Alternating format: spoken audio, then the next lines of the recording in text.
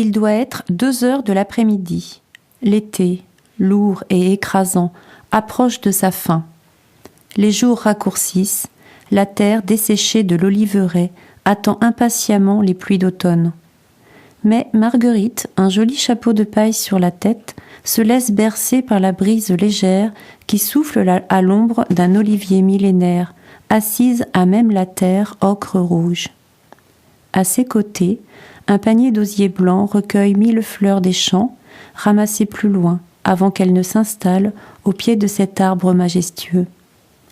Peut-être s'est-elle assoupie et rêve-t-elle, ou alors voyage-t-elle au gré des signes, des mots, des phrases rencontrées dans son précieux livre. Parcourt-elle cet ouvrage pour la première fois ? Non, elle ne s'est pas endormie. Marguerite tourne une page, doucement, puis une autre, sans jamais s'arrêter, savourant pleinement le texte. Soudain, elle lève la tête. Imagine-t-elle une scène de son livre, les yeux tournés vers le ciel ? Puis elle reprend sa lecture. Un merle chanteur achève ses vocalises non loin d'elle.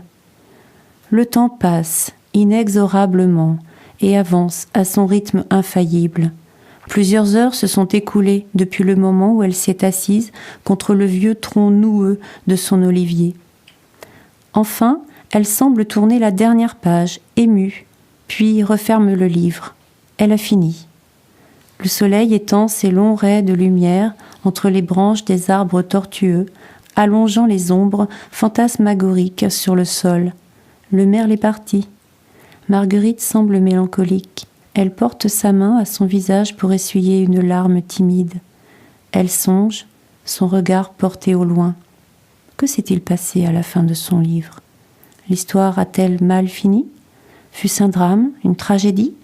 Ou au contraire, un dernier chapitre débordant de bonheur qu'elle aurait bien vécu ? Car vivait-elle sa vie par procuration dans les livres ? Peut-être que sa vie n'aurait pas été pleinement comblée. Que fait-elle ici, seule, dans cette oliveraie ? Marguerite se lève et réajuste son corsage. Ses fleurs ont triste mine. Combien de temps est-elle restée assise ici ?